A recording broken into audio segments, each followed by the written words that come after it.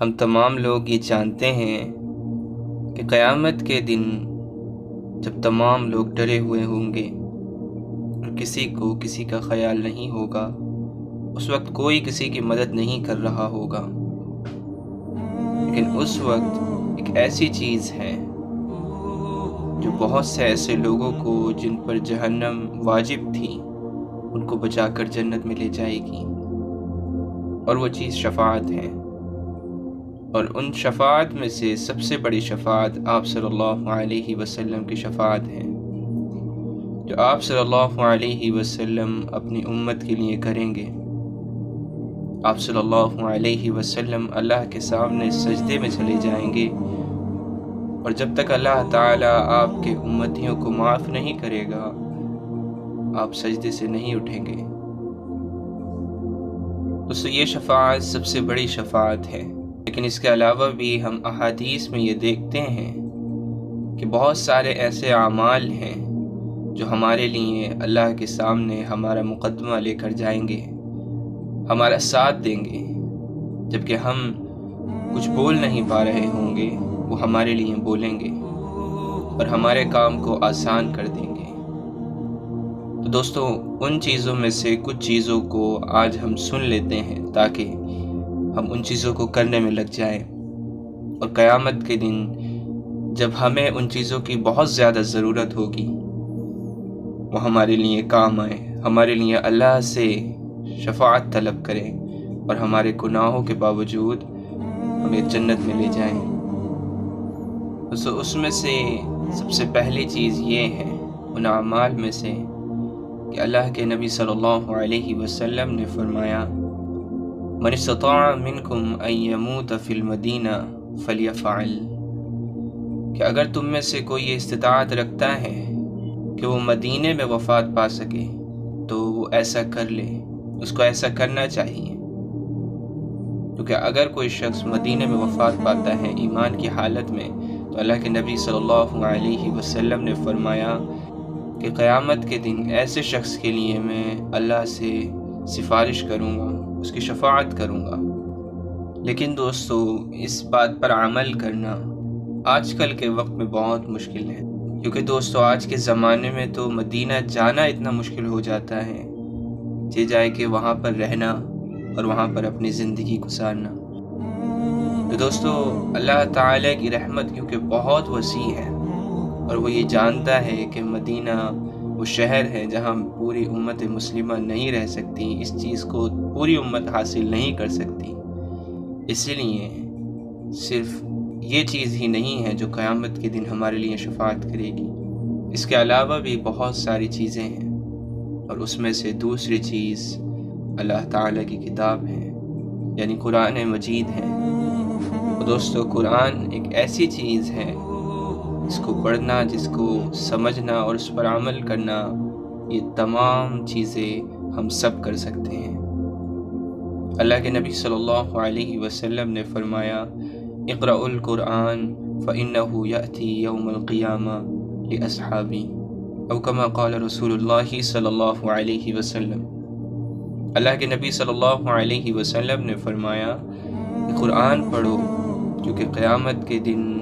وہ اپنے ساتھیوں کے لیے جو اسے پڑھا کرتے تھے، کثرت سے پڑھا کرتے تھے، پڑھنے کا مطلب یہ ہے کہ اس کے ساتھ ایک رشتہ تھا، اس کے مطابق ان کی زندگیاں تھیں، تو وہ ایسے بندوں کے لیے اللہ سے شفاعت کرے گا اور ان کے لیے وکیل بن کر آئے گا، ایسے بندوں کا مقدمہ لڑے گا۔ اللہ کے نبی صلی اللہ علیہ وسلم فرماتے ہیں کہ قیامت کے دن قرآن کو ایک آواز دی جائے گی، وہ بولے گا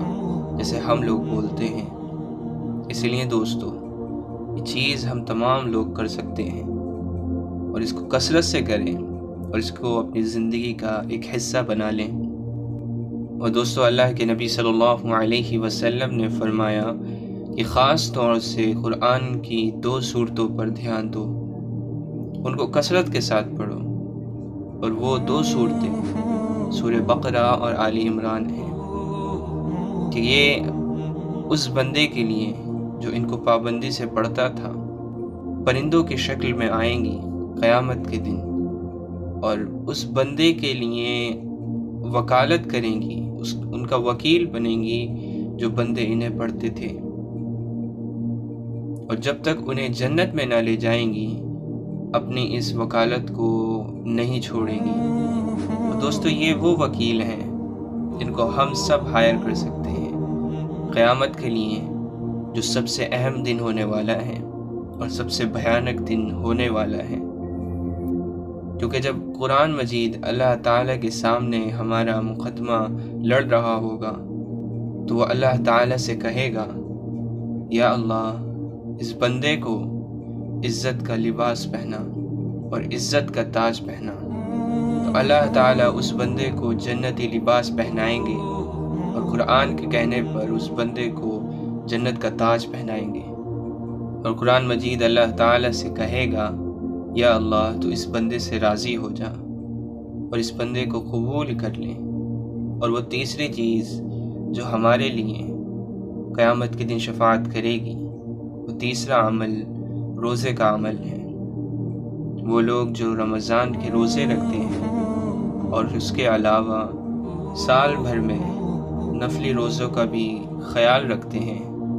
تو ایسے لوگوں کے لیے ان کے روزے قیامت کے دن اللہ کے سامنے ان کی شفاعت کریں گے، ان کے گناہوں کو بخشوائیں گے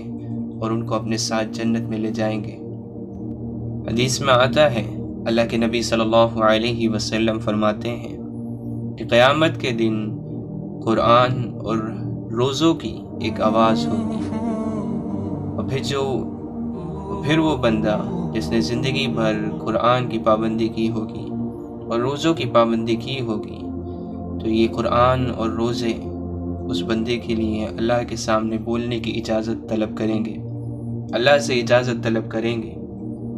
اور ان کو بولنے کی اجازت دی جائے گی۔ پھر روزہ اللہ تعالیٰ سے کہے گا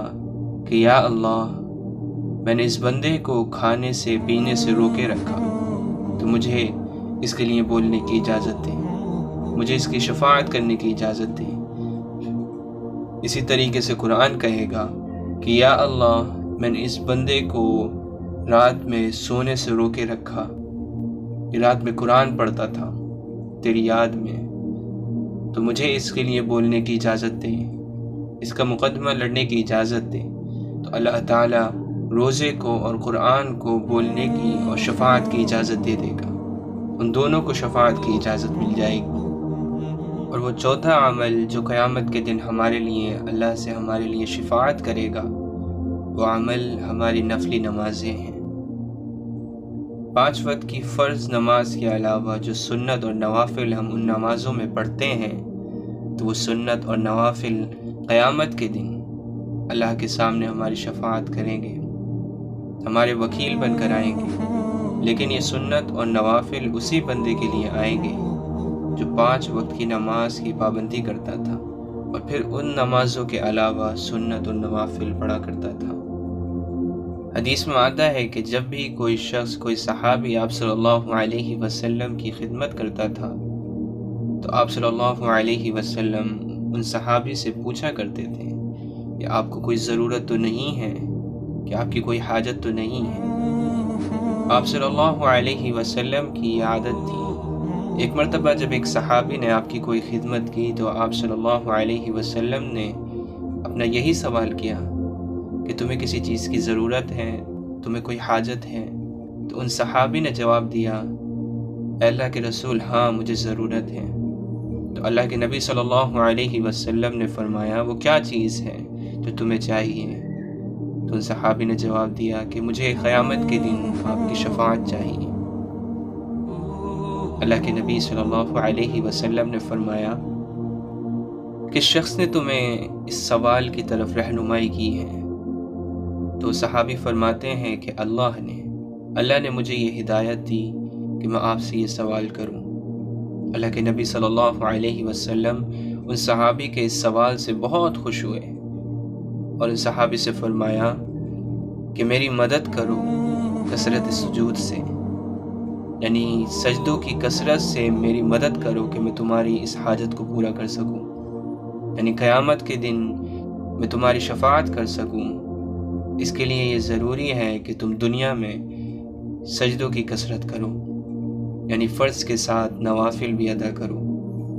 کثرت کے ساتھ سنتیں اور نوافل ادا کرو۔ اس لیے دوستو، اگر ہم چاہتے ہیں کہ قیامت کے دن جب کوئی کسی کا نہیں ہوگا، تب ہمارے لیے اللہ کے نبی صلی اللہ علیہ وسلم شفاعت کریں، اور یہ تمام چیزیں قرآن، روزہ اور ہمارے نوافل ہمارے لیے شفاعت کریں، تو اس کے لیے ہمیں محنت کرنی ہوگی، اور ہمیں ان چیزوں کو اپنے دن بھر کے عادت بنانی ہوگی۔ اللہ تعالیٰ سے دعا ہے کہ وہ ہم سب کو ان سب باتوں پر عمل کی توفیق عطا فرمائے، اور قیامت کے دن ہمیں اپنے نبی صلی اللہ علیہ وسلم کی شفاعت نصیب فرمائے۔